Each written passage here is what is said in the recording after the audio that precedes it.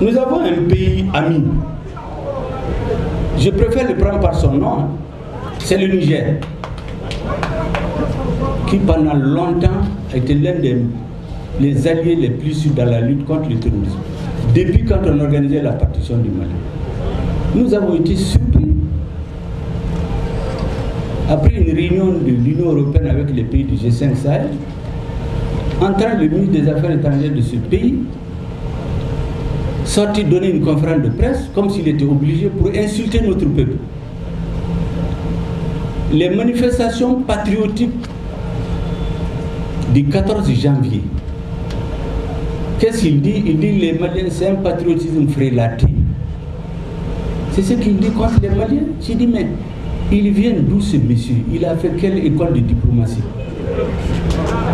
Comment un représentant d'un État peut traiter le patriotisme d'un peuple comme un patriotisme frélaté? Si on ne connaît pas le sens du patriotisme, ce que nous voulons leur dire, c'est un peu de retenue et de réserve. La République sœur du Niger reste République sœur du Niger. Il faut que ça soit très clair. C'est exactement comme la France. Les dirigeants passent, les peuples restent. Hier, il y avait des dirigeants qui soutenaient le Mali. Si aujourd'hui, il y a des dirigeants qui décident de se mettre au service d'un agenda étranger, mais c'est pas. Mais il faut qu'ils nous respectent. Nous avons de la mémoire. Vous savez, pendant la traite négrière qui a duré 5 siècles, les négriers, ce n'est pas eux qui partaient prendre les esclaves, c'est des Africains qui vont les attraper pour venir leur vendre. On a ça en mémoire. Dans l'histoire de la pénétration coloniale, le dernier grand résistant, éliminé en juin 1916, après la bataille d'Andramokan de mai 1916, Firoun Agalentessar, c'est un Africain qui l'a assassiné pour le compte du colon. Nous avons ça en mémoire. Donc il faut faire attention. Il ne faut pas prendre à la légère les responsabilités que l'histoire vous a confiées.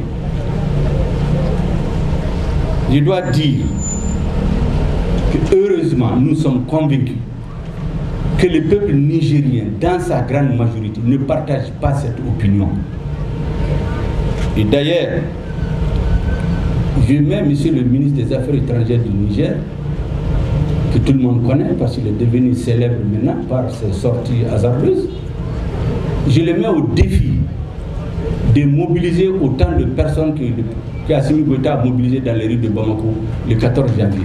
Qu'il lance un appel au peuple nigérien pour lui de sortir les soutenir. Et comme le dirait chez nous, on trouvera l'âne dans la moustiquaire.